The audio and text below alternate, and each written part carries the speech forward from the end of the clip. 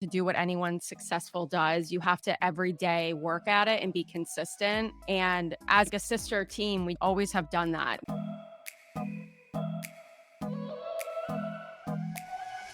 Welcome to Working Women Mentor, a podcast that empowers everyday women like you, like me, to share and learn from life's mentor moments.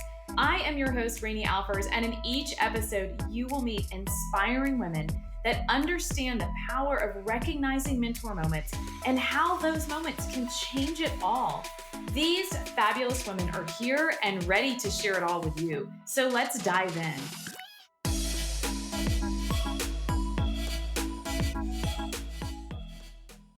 Hey everyone, welcome to Working Women Mentor. And in today's episode, you're going to want two things: to potentially be a redhead and that sister that you never had, or hug the sister that you do have, because we get to meet Adrienne and Stephanie Vendetti. They have founded howtobearedhead.com and also this wonderful beauty subscription box that they've built because they found that redheads had a need. They wanted products that were designed for a little bit more sensitive skin, and just the way that they wanted to receive the product, the way they wanted to be viewed and to find that niche. And they've built an incredible business from there, and all with the support of family, with the support of each other, and this growing community. So we get to chat with them today about their mentor moments, the keys to their success, and the story of two young women who were struggling to find what made them feel beautiful with the products that they loved, but then doing it and wanting to bring it to everyone else. So here we go. Let's go meet Stephanie and Adrienne.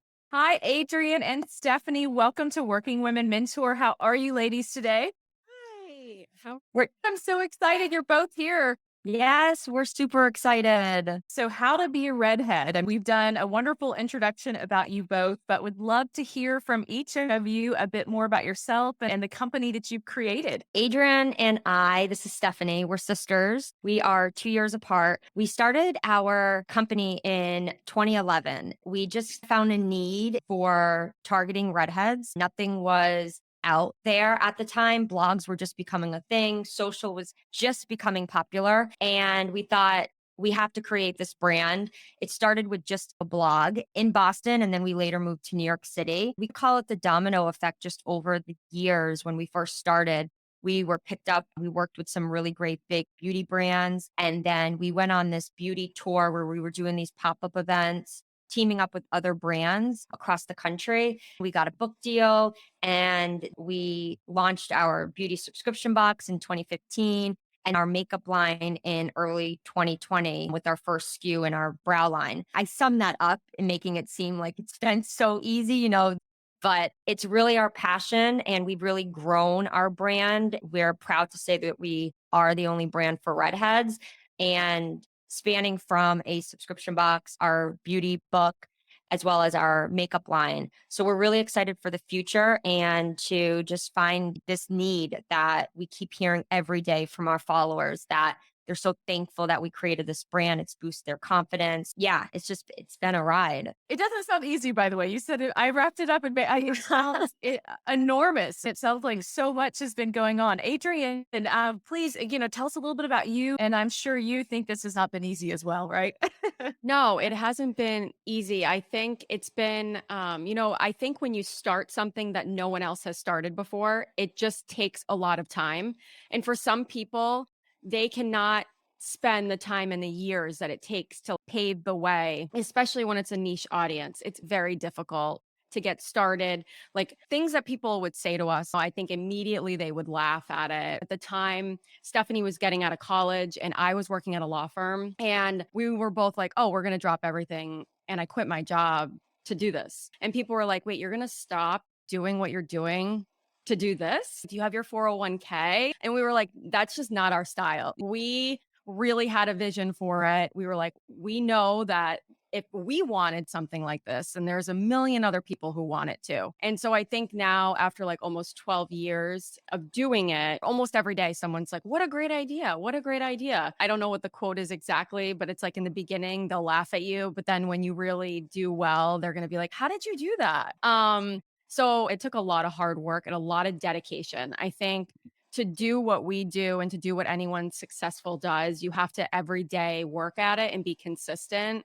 And as like a sister team, we just always have done that. We don't sit down and say, oh, we're going to work this amount of hours this week. Every day are just working on something. So I think that that has been a guiding force for us throughout the 12 years. It's just consistently working. Adrienne, I love that. You jumped in, but you had vision before you made the leap. And it sounds like your visions really align together. Stephanie, obviously, we're a Working Women Mentoring podcast. And so I know you have lots of nuggets for us today, but what would be something that you learned early on as you were getting started that was a mentor moment for you? The early stages, it was different because we were younger in our early 20s. I had just graduated college.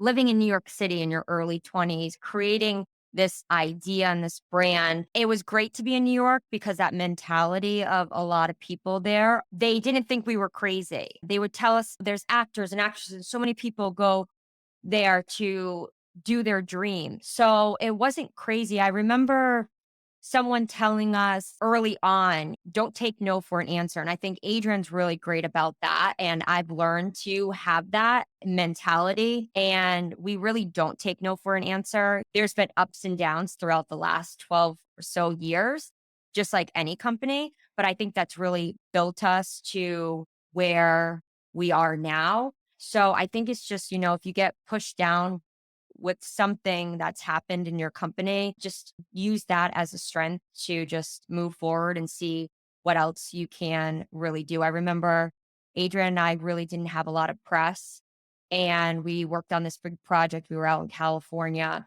and we just realized, oh my gosh, like we need to work on our press. And then we did that. We spent 6 months, we pitched, and then we were featured in all these magazines and a huge spread in the New York Times.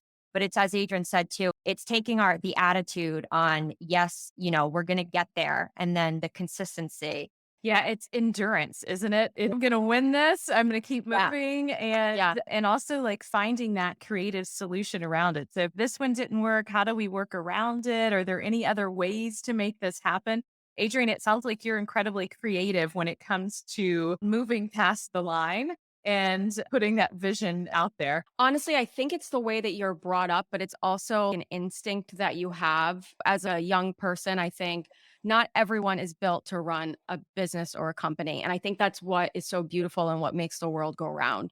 But I'm so happy that Stephanie and I tapped into running a business and doing what we do because it fulfills us. And I think you have to have that behind you or you're not going to want to get up in the morning and work. I was just telling Stephanie yesterday, she has like almost a 2-year-old. And so when you're seeing someone like grow up like that, you start thinking like, oh, when I was 2, when I was 4, and I was telling her yesterday, I think I was always meant to run a business. Like when I was like 2, 3 years old, you're doing the work and you're making it run. And you're not just sitting around waiting for someone to tell you what to do. But I also find it really interesting that what our motivations were in the very beginning and what our visions were in the very beginning are completely different than what they are now. And I think that has a lot to do with just getting older. Like the world changes and you kind of have to change with it as long as you keep working.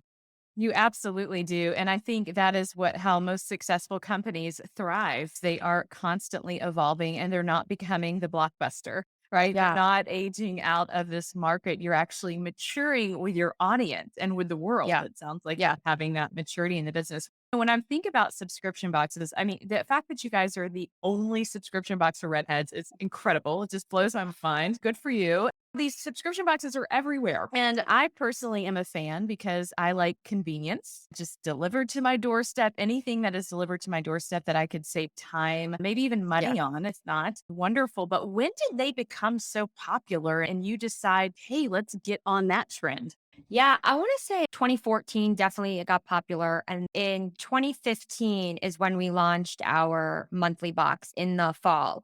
Prior to that, though, we were building the idea in the early stages in 2014 and 2015. But it came about because we were following these other beauty boxes and seeing what they were doing. And everything that we do, that we feature on our website has been tested and tried. And we thought, okay, wouldn't it be really cool to come out with a subscription box, a monthly box, curated by us with brands that we love, what we're learning, have learned throughout the years, is that 9 out of 10 times it's brands that our subscribers have never heard of and trying for the very first time. So I think that's the beauty of a beauty box or any subscription box, right? Is that you're learning about all these cool brands and the convenience. And with our demographic too, when it comes to skincare, for example, a lot of redheads are known to have very sensitive skin, hyperpigmentation, a lot of characteristics, rosacea, redness. So we were hearing early stages when we started How to Be a Redhead, so many questions. I'm going to the drugstore with skincare. So that kind of helped launch the beauty box as well, because we thought, let's make it easy for them and create these amazing boxes with the amazing products that we love. So that's how it was formed. And then with that idea, you were tapping into an entire community of women like yourselves, redheads, beautiful redheads that are wanting to be introduced to this product. How are you specifically marketing to them? How have they joined your community with love? When Adrienne and I started, I remember we kept getting like increasing social numbers and people writing in too. And we thought, oh my gosh, this is really cool that people are starting to follow us and they're starting to comment and engage in articles and engage in posts, leave comments on our website. And at the time, it was, as Adrienne said, Twitter and Facebook, and then Instagram became a thing. But it slowly started, but then we were building up the momentum and we do our branding really well and tying along with the consistency. We post every day. So I think if you're a brand and you're not posting, you're doing once a month or however it may be, it's a good thing to keep that consistency going and creating an editorial calendar. But right now, how we market, it's pretty, and we have an extensive like calendar on a monthly basis, quarterly too. But we're on all social channels. Ads are really important too with us. But our organic following has really stemmed from just our everyday posting and utilizing videos and photos and just building it to what it has been, what it is now. Yeah, those are really great tips because I'm sure there's a lot of companies, women listening who are even in marketing and wondering, how do we tap into these communities, create the engagement? And it sounds like you both are driven from consistency in everything you're doing, both how you started and how you approach your marketing now.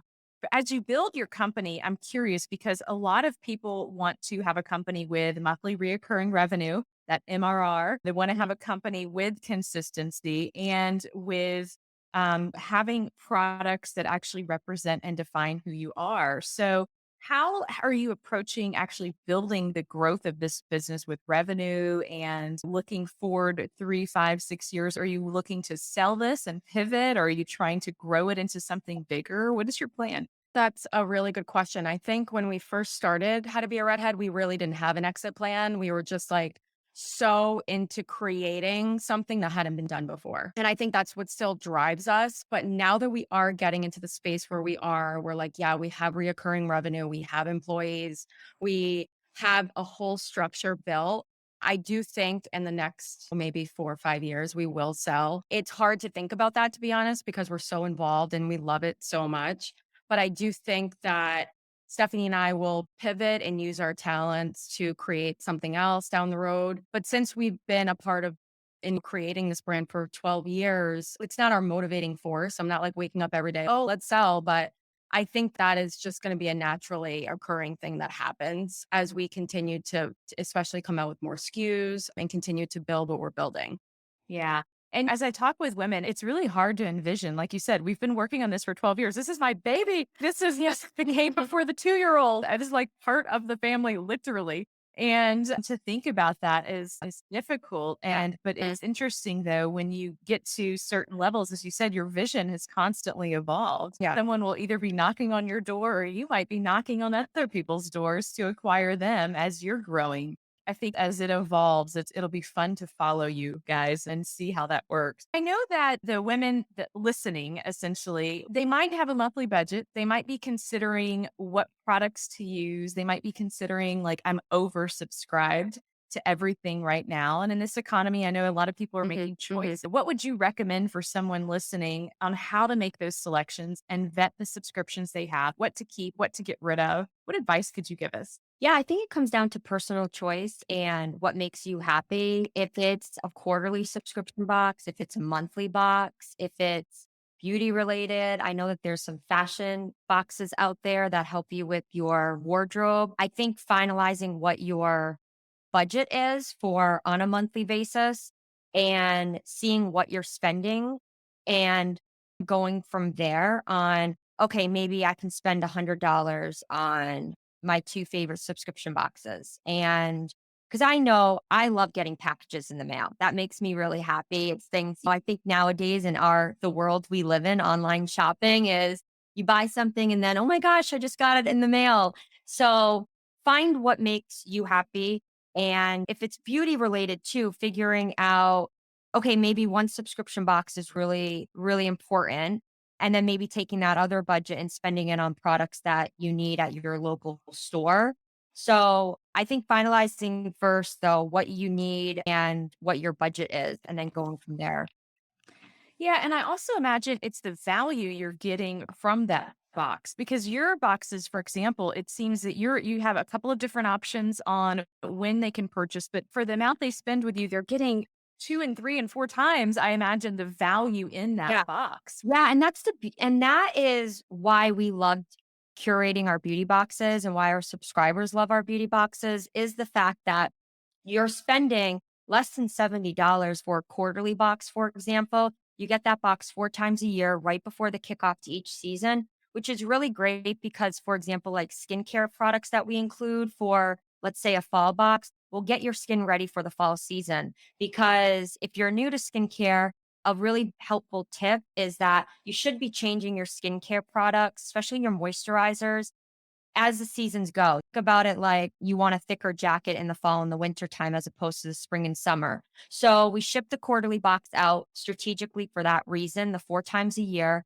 and you're getting $250 plus worth of products. So going back to what we said about your budget, if that's why our subscribers really love our beauty boxes is that you're spending less than $70 and getting 250 plus. Some of our boxes are even $300 plus. So that's really where you're really saving money by getting our subscription boxes. So that's, I think, why our subscribers are really happy. Now we're happy too for curating that. And how fun. I can't even imagine the products that you get to try. Know that you vet everything that you put in your boxes, personally try it and use it. And I just can't even fathom the amount of skincare you ladies have tried or have gone through. Have you found just some complete busts out there and were like, oh, no way, I'm putting this in my box?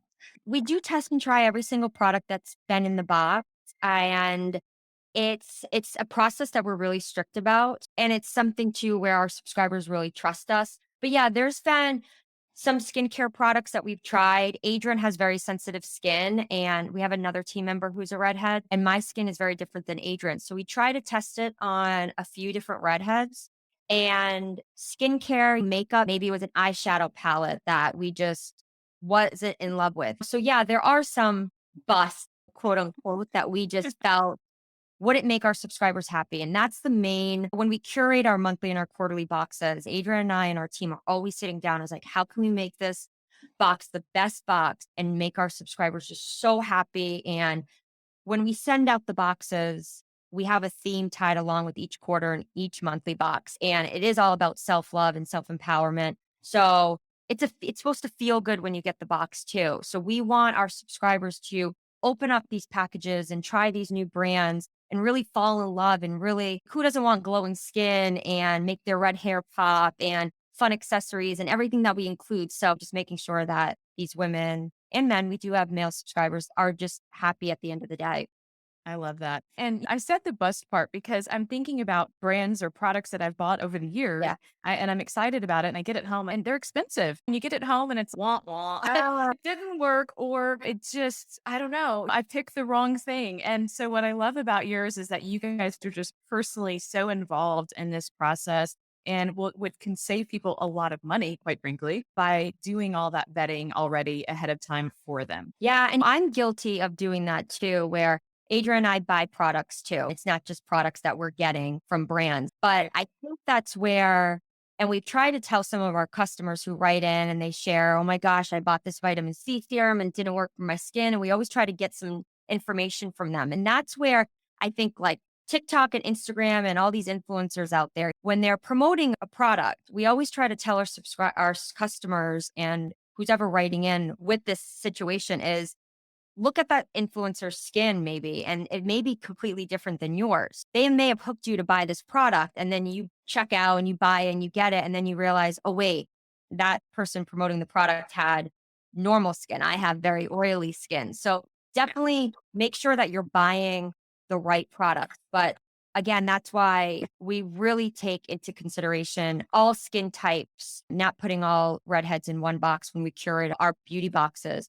But that's why it's really important for us to include products that we know that they'll love and that hopefully they just carry with them into their day to days. I love it. Adrienne and Stephanie, how, as sisters, as a family, working together and growing together, I imagine mentoring and helping each other along the way has been a lot of your success and maybe even struggle throughout time. How do you navigate this relationship together? We come from an Italian family on our dad's side. So we've learned we don't hold back. And I think there's no resentment or any, I think as you get older, you're like, oh, resentment is the number one thing that sometimes breaks up relationships, whether it's family or just husband, wife, whatever it is. And I think because we're so blunt with each other, I have no problems with stuff. She has no problems with me. Because if we're working on a packaging for our mascaras or lately our shampoo line, whatever we're working on, I'm like, Steph, what do you think about this? And she's, oh, I hate that. And I'm like, oh, okay. Like, whatever. And so we just will go back and forth and I'll say when I find her annoying and it's just like a family dynamic. And we're also very good at separating how to be a redhead and family. So like when we're with family, Stephanie and I will like casually talk about how to be a redhead stuff, but we really don't talk about it in front of a lot of people at home. But then when we're talking during the week, that's really all we talk about. And I sometimes don't even know what's going on personally with her. Or she doesn't know what's going on personally with me. We just juggle. And I don't know how it works, but it just works, like, right? Like when we get into a fight, let's just say, I think this happened like maybe twice throughout the 12 years or something, where we just aren't talking to each other, which is extremely difficult when you're running a company together. It really is speaking. And my dad would call and be like, come on, you can't be mad at your sister. And then so we start like being jovial. And then we honestly, we hash it out. Like we just are like, Yeah. this is what bothered me. This is what bothered me. And Stephanie knows that she can always come to me if something's bothering her. And I know I can always talk to her about it. There's no passive aggressiveness at all. Like we're not over there like jabbing each other, which I've seen a lot of family members do in other situations. But I think it just works for that reason. I think something to it that when we were younger as natural redheads, like we wish that there was how to be a redhead. So I think we kind of have that in the very back burner, like way before we even started it, that makes us emotionally attached to it. Yeah. And Adrian's strengths are my weaknesses and vice versa. And we've always said that. And it's always still been true.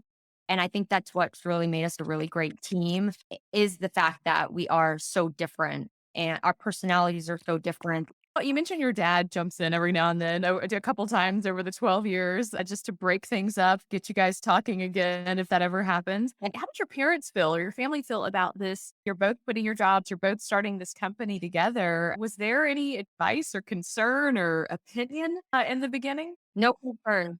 None, no concerns. That's been the beauty of our parents. Our dad was an entrepreneur. He never worked for anyone. And I think that's always he never instilled that in us. It's not like he talked about that every day when we were growing up. You need to do this, you need to do this. Education was really important to them. And when we graduated, I think a lot of parents, probably in Adrian's situation, because I had just graduated and then I was moving to New York City. But Adrian's situation was she was going to go to law school and be a lawyer. So I think a lot of parents probably would have said, no, how could you do that? You had a great job. And she did in Boston. But our parents, they believed in us from the beginning. And that's always been something that we've always said we're very fortunate about. And they don't think we're crazy. You know, our dad wears a how to be a redhead hat every single day. He has it in like 10 colors. And our mom, she follows us on all social. They've just always supported us no matter what we did, whether we were traveling in Europe by ourselves or starting a brand. They saw our vision. And I will say with our beauty subscription box, now we have a full team, but In the early days, 2015, 2016, we were doing it out of our house, out of our garage, and our parents helped us pack boxes. There was just no question. They just came up from Florida where they live and did it. So looking back, that's something that you remember moments like that. And then you see like our big warehouse now and everything that we've worked towards. And They're probably so proud. they're so proud. They are. Yeah. They were really proud. I love that. You're both fortunate, and I can tell they raised you very well, very strong, very driven women, creating a lot. And now that you have a team, how are you all giving back to the women and the people in your company and being mentors yourself now? Adrienne's in our warehouse with all of our employees and our team members, and we are a woman focused, woman run business. So proud. Yeah, Adrienne, I think I try. Stephanie and I are very modest people. If we could, we wouldn't be the faces of how to be a redhead. It's not who we are. And a lot of the times too, it's like really hard with TikTok and stuff because we know it's great for business and we always find creative ways to post. But if we can, we try not to even post ourselves. But a lot of girls will ask questions when I'm in the warehouse. And I try to be as humble as possible because my only advice to all women is, like Stephanie said in the beginning, really believe in yourself and just keep working. I think that what our parents did really was I never once in my life thought that there was a difference between a man and myself. Steph, I know you feel the same way. I don't feel like men are better than me. And I think that's the only advice that I can give to any woman is to really do what makes you happy, whatever that is, do it. yeah, And life is too short. Just accomplish your dreams. And I try to lead by example. Like when we're doing the assembly line and we're doing it, I am right on the line with the girls. And instead of me being boastful and talking a lot about, oh, look what we've done, I hope that we can just show them what we've done with our hard work and really being there and present and not having an ego. An ego is a really big thing that you have to drop if you are going to be successful. And it's really hard for a lot of people to drop it because they want to post on social media about, oh my God, my first million. I hate that about social media, how boastful it is. And there's some times where you just want to share with people. Like when we got a book deal, it was exciting to share that. But I think that people go over and beyond to share. And I think sometimes actions speak so much louder than words. So that's just how I attempt to be a role model for women. Adrienne, I love that philosophy. That's leadership 101, everyone. Like it in a nutshell. Everything you said is absolutely beautiful. And it's interesting. I feel very much the same way about you in social. And sometimes you just have to put yourself out there and you, because it's part of the brand or part of what you're doing. It's so uncomfortable. Would you give any advice on that? How you're overcoming being the face of the brand? It is uncomfortable. And is there anything for people listening who may not want to put their image out there or take that first step? Any advice from what you've learned? Yeah, I think you don't have to share your everyday. Adrian and I don't. Like my son is nowhere on our social channels. No one knows I was pregnant 2 years ago. We just don't share personal stuff. So if you're starting a brand, let's say, and you're on social and you don't want to show your personal, like you don't have to. You can maybe do some intro videos talking about yourself, why you started your company, very just generic videos about you, but sharing everyday personal stuff. I understand if you're listening and you're like, oh my gosh, no, I don't want to do that because Adrian and I don't do that. You want to also relate to your customers and you want them to know about your brand. So maybe do that in the form of different types of videos that may have you in it, may not. And then if you have products and you're building up products in your line, let's say, or whatever it may be, teaming up with influencers is great too. And there's so many different ways on your website to share your story and feeling what makes you comfortable, but making sure too that you're sharing your story if you're starting your brand. Yeah, that's great advice because we do want to know about people. We want to know what's going on. Yeah. And we like to know the behind the scenes. It's so funny. My Instagram, I think sometimes people think I just eat all the time. It's all about food.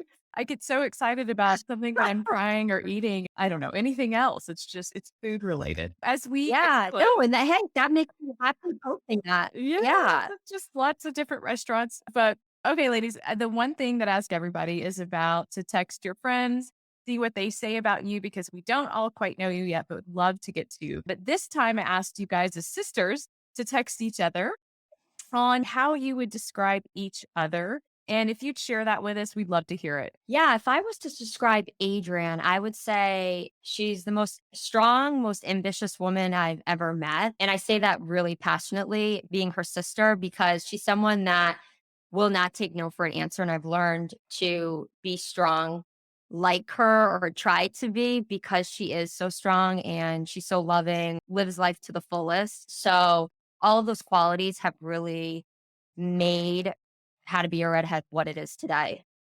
Adrienne, that is so sweet. Do you care to share about Stephanie? She is extremely positive. She is just a joy to be around. I think that's why she has so many friends. And she's just a really great person. She's a great listener. She is just great. Yeah, she's just a great person. I think she's a better person than I am. No, you're a stronger person than I am. And now we're back to strengths and weaknesses as sisters, right? You're like, she's stronger, she's better. You guys are Yeah. adorable. Adorable. Adrienne and Stephanie Vendetti, thank you so much for just sharing everything today that you have. I know that these subscription boxes, working together, building a brand, leaving behind what you knew, starting something brand new is so incredibly inspiring. So thank you. Thank you for being here. How can everyone find you guys that's listening? Yeah, so everyone can find us on howtobearedhead.com, and then our shop to subscribe and shop is shop.howtobearedhead.com, and all of our social handles is just How to Be a Redhead. And yeah, that's it. Thank you both so much for joining in. And we can't wait to follow your journey and support all the redheads out there. Thank you so much for having us. You're so welcome.